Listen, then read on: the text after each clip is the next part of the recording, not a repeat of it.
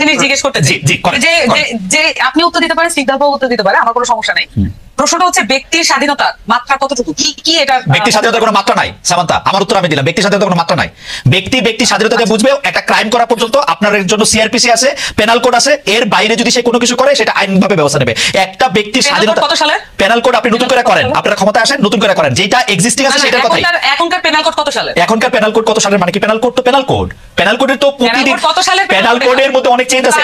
এটা 1858 সালে, এই যে শেখানো পড়ানো গুলির পাশাপাশি এটাও শোনেন, 1858 সালে যে পেনাল কোড আছে, বাংলাদেশে প্রতিদিন নতুন নতুন করে যে আইন এনাক্টেড হয়েছে গত 54 বছরে, তার মধ্যে ওই পেনাল কোডের আইনগুলি চেঞ্জ হয়েছে। গড়ে বইটা 1858 সালের, কিন্তু বাংলাদেশের হওয়ার পরে তো আইন হ্যাঁ সবগুলি চেঞ্জ হয়েছে। হ্যাঁ, তো যাই হোক, এইটা এখন যে জায়গায় দাঁড়ায় থাকে। আপনি যে উত্তরটা দিচ্ছেন এটা কি মানে যে ব্যক্তি স্বাধীনতার যে সংজ্ঞাটা আপনি দিচ্ছেন, স্নিগ্ধা একটু সাইলেন্ট করার অসুবিধা নেই, কিন্তু এই যে ব্যক্তি স্বাধীনতার যে ফরম্যাটটা বলছেন এটা কি যথেষ্ট ক্লিয়ার কাট হয়েছে কিনা? আপনার কাছে কি মনে হয়? আপনার কাছে কি মনে হয়? আমি বলছি ব্যক্তি স্বাধীনতার ক্ষেত্রে আমি উত্তর পাইনি। আপনি আমাকে আবার জিজ্ঞেস করেন প্রশ্নটা, এটা আমি আগে উত্তর দেই। ব্যক্তি স্বাধীনতার প্যারামিটার মানে এই আপনি মাত্র আমারে জিজ্ঞেস করেছেন, আমি স্পষ্ট বলছি ব্যক্তি স্বাধীনতার কোনো সীমাবদ্ধতা নাই।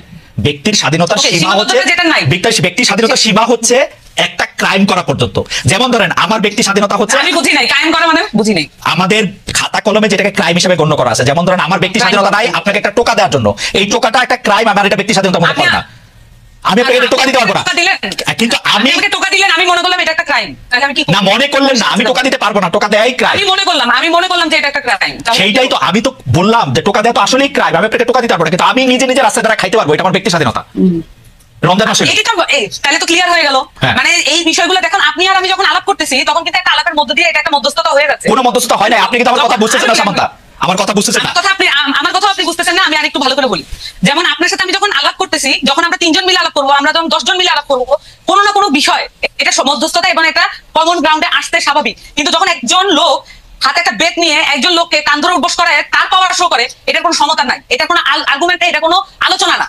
এটা হচ্ছে একজন লোক তার পাওয়ার শো করে আরেকজন লোককে ডমিনেট করতেছে, এটা হচ্ছে এই জিনিস। তাহলে এটা পরিষ্কার ভাবে এটা অন্যায়, এটা করা ঠিক হয় নাই। এবং এইটার ব্যাপারে আমি জানতে চাচ্ছিলাম এটার ব্যাপারে এনসিপির কি অবস্থা? না এটা এনসিপির অবস্থাটা আমি বললাম, এর চেয়ে ক্লিয়ার আর কোনো মানে আপনারা দুজনেই আমাকে বেশ একটা ট্রায়ালের মধ্যে নিলেন যে আমি কোনোভাবেই এটা ক্লিয়ার আনসার দিচ্ছি না।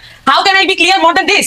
যে আমি বারবার বলতেছি যে এখানে একটা লোক বারবার তাকে ডমিনেট করার চেষ্টা করতেছে, ক্লিয়ার ডমিনেশন যেটা কোনোভাবে সমতা নাই। এখন ধরেন আমরা যখন আমাদেরকে এখানে বলা হয় যে আমরা ফাইট করছি ইয়ার সাথে, মানে আওয়ামী লীগের সাথে, এটা একটা অসম লড়াই ছিল, আমাদের ছেলেপেলের হাতে ছিল লাঠি আর ওখানে ছিল বন্দুক আর উপর থেকে এয়ার স্ট্রাইক, তাহলে এটা কিভাবে সমতা দিচ্ছে? এটা তো লড়াইও না, এটা হচ্ছে পুরো খুন করার জন্য একেবারে আক্রমণ। এইটাও একই রকম একটা জিনিস, একটা লোক সে একটা পরিষ্কার সুন্দর জামা কাপড় পরা, পাঞ্জাবি পরা, এবং সে হচ্ছে লাঠি দিয়ে একজনকে বলতেছে, তার যে সামাজিক হায়ার অবস্থান সেটা সে মিস ইউজ করে আরেকটা সামাজিক ভাবে লোয়ার অবস্থানে একটা খেটে খাওয়া মানুষকে, তার জীবনের গল্পটা কেউ জানে না।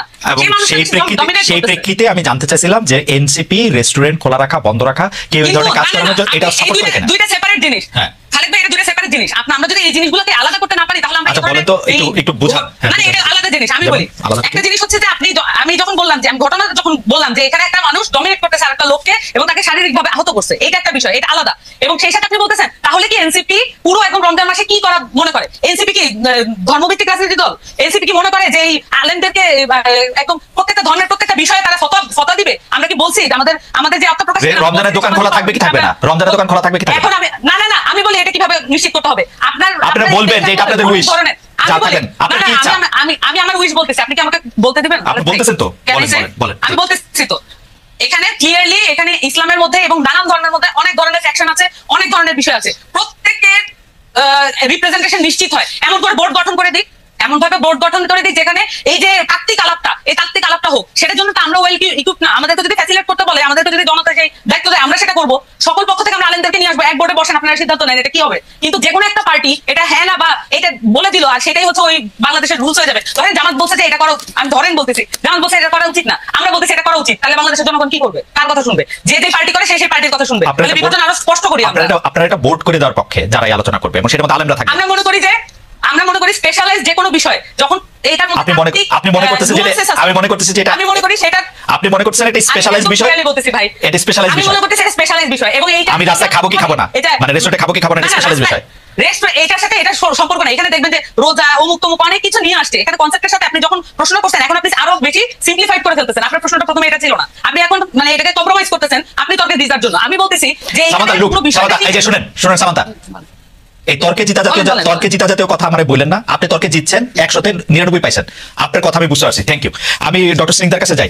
ডক্টর স্নিগ্ধা, আমি সামান্তা শারমিনের কথা আমি বুঝতে পারতেছি, তারা বলতেছেন যে এই দায়িত্ব তারা কেন নিবেন, যে এই দায়িত্ব তারা যে একটা ঘোষণা করবে। এটা আমি বলি নাই। আচ্ছা, আবার বলেন কি বলছেন। না